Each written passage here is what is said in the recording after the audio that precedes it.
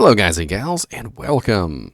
So we're only a couple days away from Diablo 4 beta, and of course after the beta we also have the open beta and then eventually the launch of the game. Now one thing I would recommend for all of you is to use the beta as a benchmark on whether or not you need to upgrade your system. And today what we're going to do is we're going to go over system specifications and talk about maybe some cheap upgrades that you could potentially do if you're not hitting those minimum requirements. You know, what you might be looking at as far as upgrading your system.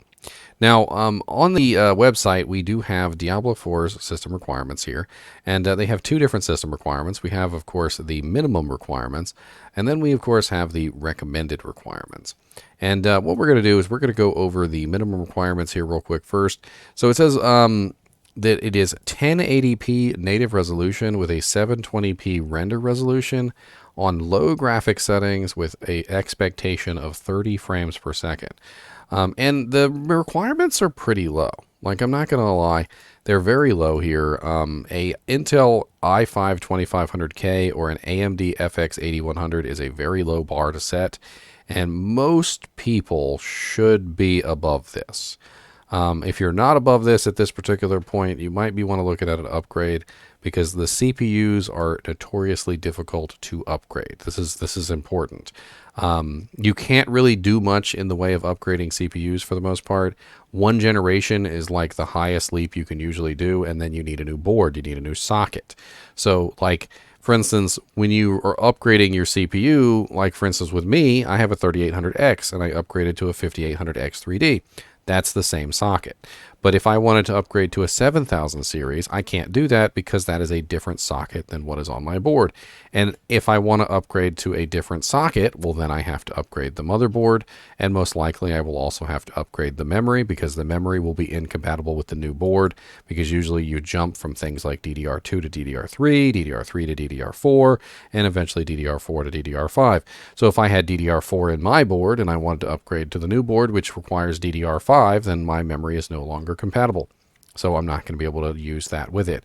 So when you upgrade your CPU, you're kind of stuck in this like loop of upgrading pretty much everything. Now you have to upgrade your CPU, you've got to upgrade your motherboard, you've got to upgrade your RAM, and you might also potentially have to upgrade your power supply as well, depending on what's going on with the system. Maybe it needs more wattage than what you have. Don't chintz on the power supply, by the way. Speaking of memory, 8 gigabytes of RAM really just isn't enough. I know that they have this 8 gigabytes of RAM here as the minimum requirement, but I can't really see a modern system running 8 gigabytes these days. We were joking about this earlier, and I wanted to pull up my task manager. So I pulled up my task manager just to show off how much RAM I'm running right now. Now, granted, I am a streamer, and I do run OBS, but I want you guys to see my current memory usage. My current memory usage, and this is with Diablo 2 Resurrected running, is 16.7 gigabytes. That is everything that is currently on my system, you know, Chrome, OBS, Diablo 2 Resurrected, and all the other various programs that I have running in the background. I'm literally running 16.7 gigabytes. And the recommended for this is 16 gigs. So, you know, when you look at your RAM, and you only have 8 gigabytes, if you're only running 8 gigabytes, or if you're running below 8 gigabytes, you definitely need to upgrade, by the way. But if you're running 8 gigabytes, you can already see that 16 gigabytes is the recommended, and I'm already above 16 gigabytes as well. 16 gig, in my opinion, isn't enough these days, and you'd be better off with 32 if you're going to upgrade to anything.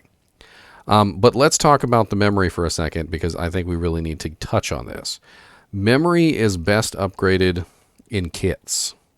Mismatched pairs, memory that's different brands, it's not something that you want to mess around with. When you start mismatching chips and you start ending up with chips that might not be compatible with each other, a lot of these issues come about because people think they can just take one brand chip and shove it in with another brand chip and everything's going to be hunky-dory, but it really just doesn't work out that way. If you're going to upgrade your memory, I would recommend upgrading it in kits. They're matched pairs, and when you buy them, they come matched. So like, for instance, if you buy a 16 gigabyte kit, it will usually be two 8 gigabyte chips that are basically brother and sister, and they are matched together. This is the best way to upgrade your memory, in my opinion, and what this does is it makes sure that the two chips actually work together and have the same settings. And you know, the best that you can happen if you get mismatched pairs is that one chip will slow down the other. So if you have a very slow chip and you put it in with a very fast chip, they both have to run at the same speed. So the very slow chip will cause the very fast chip to slow down to its level. It's a lot like walking with your grandchildren or whatever, you know, like as a you know, if you're walking with a little kid, like when you're walking with a little kid, you got to slow down to his pace. You can't just walk at your adult pace anymore because his little legs don't go as fast as yours, and it causes all sorts of other issues in the system as well. So I would recommend, if you're going to upgrade your memory, 32 gigabytes is the goal, and matched pairs or matched sets, well, they're generally called kits, is your general idea here.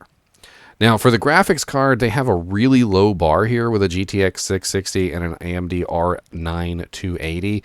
And you can get a better card than this for like $30. And I already have a couple pulled up here. So if you search for a GTX 760, and I'm sorry for the blinding light, if you search for a GTX 760 on eBay, and you look for the 4 gigabyte edition, which is probably the one that you want to grab, not the 2 gigabyte, you can see they go for like 52, 47, 39, 95. Some of these are a little bit more expensive, but honestly, you can usually pick these up pretty cheap. This one right here, literally there's two of them, a set of two for 35, 55. We got another one here for 38. Dirt cheap cards. The GTX 1050 Ti is also a pretty decent one, which is much more powerful than the 660. And you can also pick these up fairly cheap. As you can see, $54 for a 1050 Ti, $46. Very cheap upgrade. And honestly, just like the easiest thing you could do to bring your system up to the level of what Diablo 4 requires. Diablo 4 requires a 660. This is one generation above a 660, which will bring you more in line with what you can do. All right, and just to show you what I'm talking about is true, this is a GTX 660 right here, and this is a 1050 Ti, and as you can see, the 1050 Ti is about 45% faster than the GTX 660. It's a better all-around card and costs basically nothing. Now, granted, you could go much higher than what I'm recommending. I'm not telling you guys to get a 1050 Ti. If you can afford something better, then do so. What I'm doing is I'm trying to show you that you can get within the minimum specifications very cheaply. All right. Also, wattage is a concern. So if you have a rather low wattage PSU, keep in mind that the GTX 760 has a pretty high wattage draw, and if you have a rather underpowered PSU, a power supply, the 760 could be an issue. However, the GTX 1050 Ti only has a 75 watt pull, which means it might make a much better choice for a system that's having power issues. Maybe you don't have a particularly high power supply and you don't have the money to upgrade at that particular point. The 1050 Ti is the better choice in terms of like power draw. And there's more. So right here we also have that it requires a solid state hard drive. So solid states are very cheap. I generally recommend to most people to have a solid state for your main OS drive. If you don't have a solid state for your main OS drive, I don't know what you're doing at this point, because it makes your computer boot so much faster. Like, oh my God, just the boot speed alone of like restarting your computer, it's like 15 seconds. But when it comes to video games, it's a huge performance increase because it allows the game to swap textures faster, load things into memory faster, your loading times go up, and in general, solid states are much better than platter drives for gaming as well as your operating system. Solid states are also ridiculously cheap. So if you take a look on eBay, you can very easily find a 256 gigabyte solid state. And I'm not even talking about NVMEs. NVMEs are much better, of course, and if you have an NVMe slot, by all means, upgrade to an NVMe instead. I'm just trying to show you that this is a very cheap upgrade that you can do. As you can see, we got a Crucial MX500 here for $30. There's an Intel SSD Pro 5400 for $14.99. I mean, these are dirt cheap these days, and obviously you can go with a bigger size. You can get a 512, you can get a 1 terabyte, you can get a better one. But I'm just showing you that for relatively nothing, you can get yourself a solid state for your desktop or even your laptop, because most laptops, by the way, will take 2.5-inch solid states. Some of them will use M.2s, which is also another one that you can get your hands on, and M.2s tend to be very cheap as well. There's an M.2 right there, 256 gigabytes Samsung, which is a very good brand, and that one is $19.99. So if your laptop has an M.2 slot, you could very easily go with an M.2 SSD. This is something that you could very easily do, and as you can see here, I'm already giving you guys like dirt cheap upgrade options. Solid state, like $30. Video card, like $50 to $60, maybe, if that. You know, like, you can't really do anything about this, but your memory could be upgraded, and that's not very expensive either. You can get to 16 gigabyte fairly cheaply. 32 gigabyte might be a little bit more expensive, but 16 gigabyte is the minimum or the recommended specs. But these days, if you're going to upgrade your memory, I do recommend going for 32 if you can afford it. Now, if we take a look at the recommended requirements, the recommended requirements are a little bit higher. They got a GTX 970 in here, which is several generations higher than the 660. So the 660 is, let's say, generation 1. I know it's not, but let's just say it's generation 1. 760 is generation 2, and 960 is generation 3, right? So 970 is one up from the 960. So they're recommending you a 3-generation newer GPU to run the recommended requirements. And what are the recommended requirements? Well, it's 1080p resolution, medium graphics settings at 60 FPS. So this isn't 4K. They're not giving you this for 4K. 4K is probably going to require a hell of a lot more than this.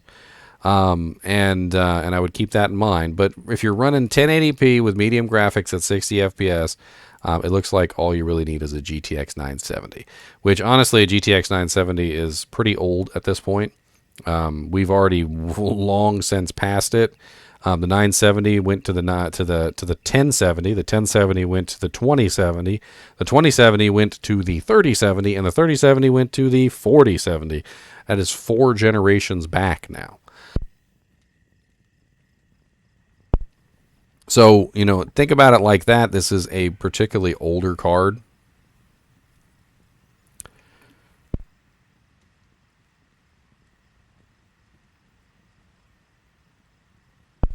And, I mean, they recommend 16 gigabytes of RAM. So, again, here, the most important thing with memory for you guys to understand is you never want to hit your limit. You never want to get to the point where your computer says, I'm using up all the memory. Okay? You always want there to be extra room. The reason why is because if there's not extra room, your computer's going to start using VRAM, and VRAM is terrible.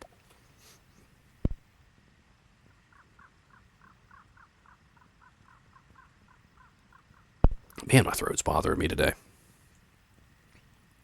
So the most important thing I want you to take away from this is that if you are below the minimum specifications and you need to get an upgrade, it's not going to take you that much.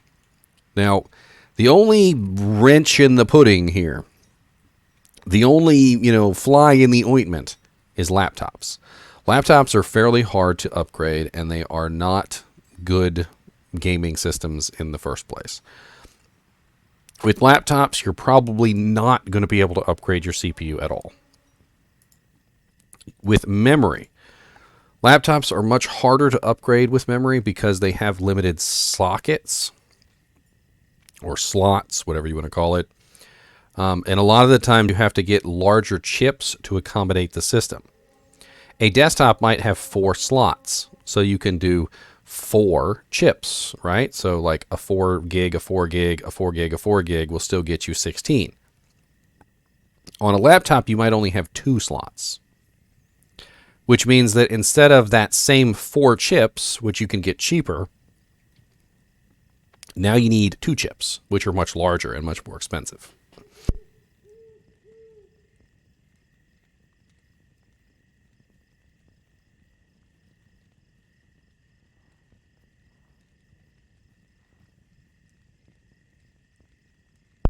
breathing is hard. So when it comes to memory on laptops, it tends to be a little bit more difficult to upgrade them. And there's really not much you can do about this. It's just going to cost you more to upgrade your memory on a laptop than it is to upgrade your memory on a desktop. Now, video cards on laptops. Again, not really something that can be upgraded. You're kind of just stuck with what you got. And it is a pretty big issue.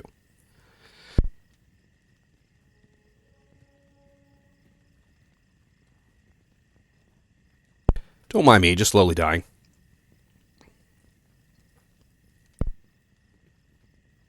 Now, there is one thing that you can do with laptops.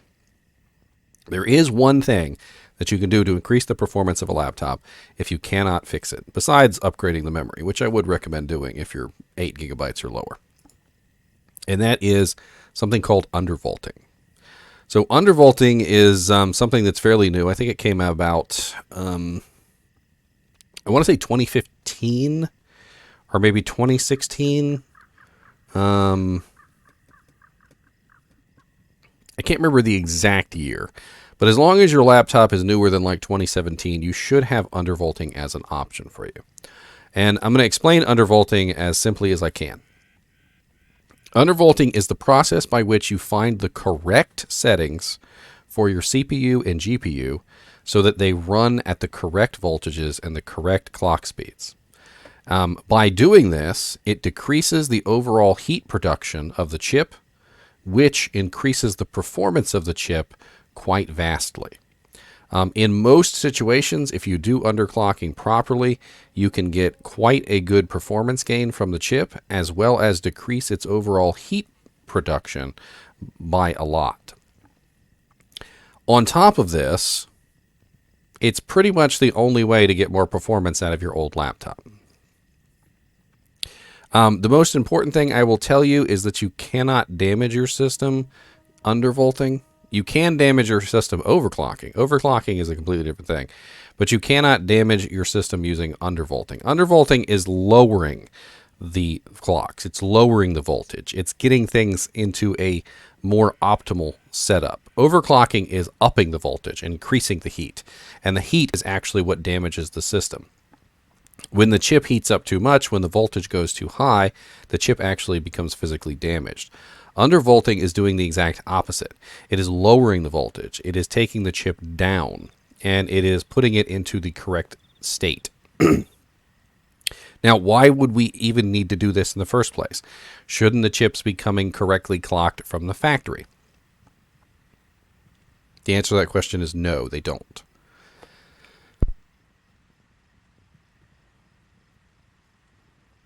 So what happens at the factory is you've got tons of different chips. They call it the silicon lottery. Some chips are absolutely amazing, like powerful chips that can do so much.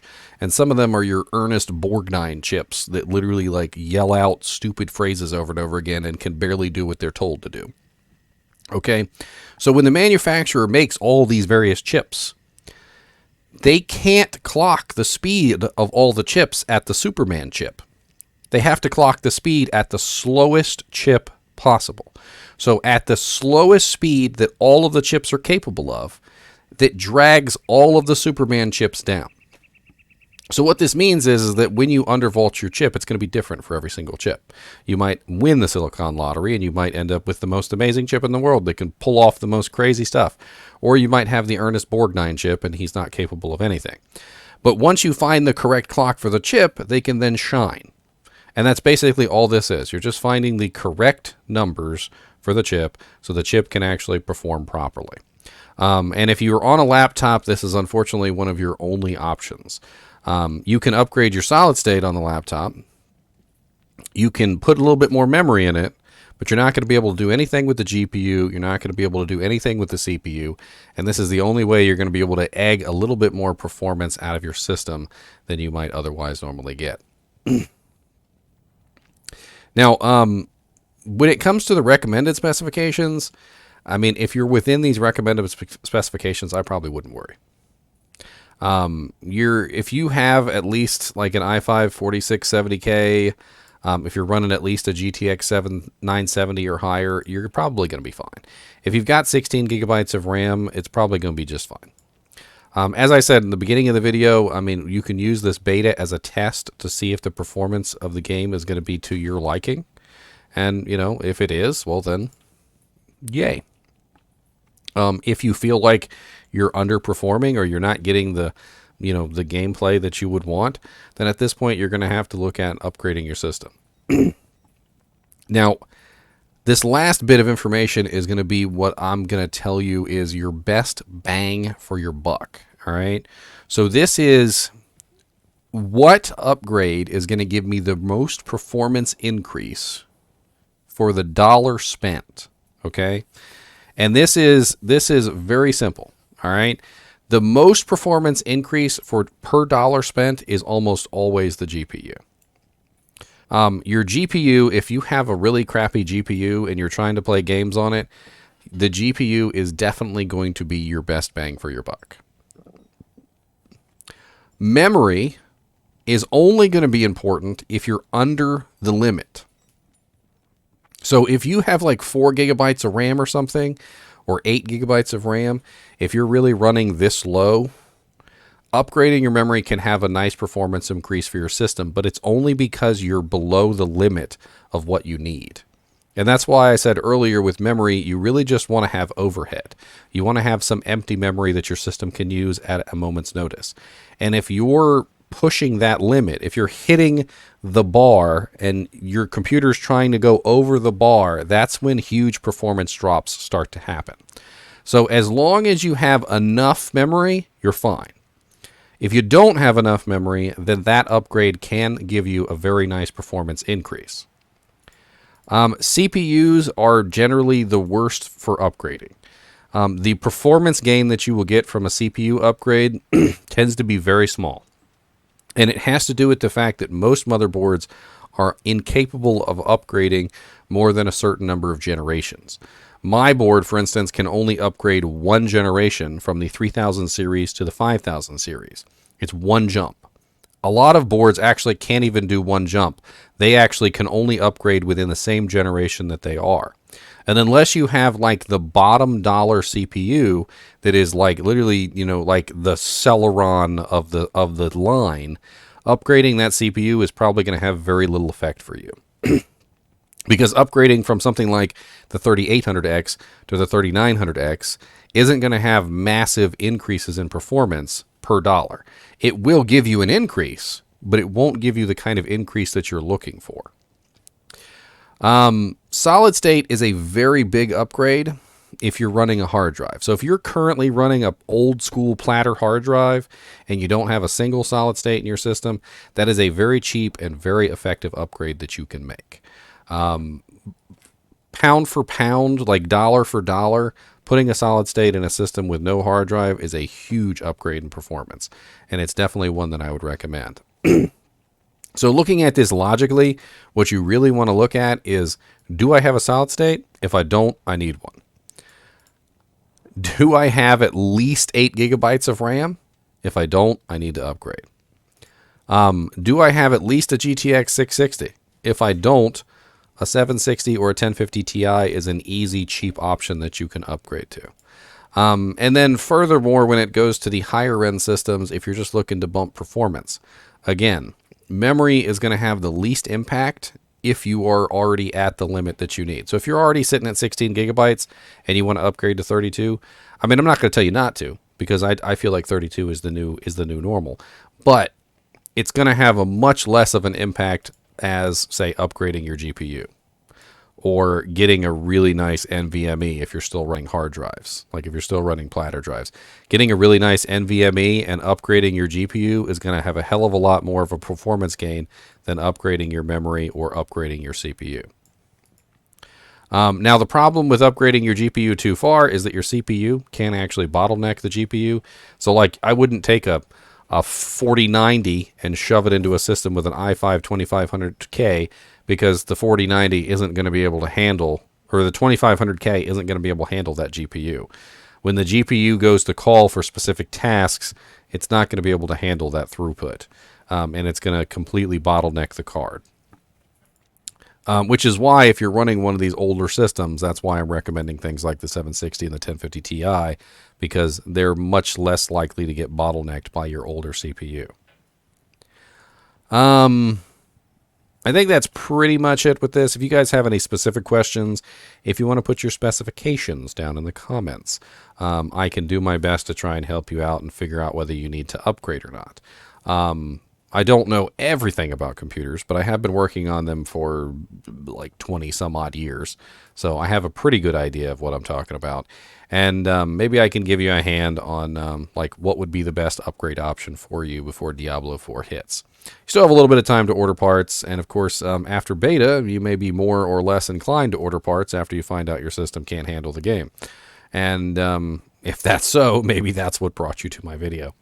Anyway, as always, I do appreciate you guys and gals watching my videos, even when we're just talking about system specifications for Diablo 4, and keep watching.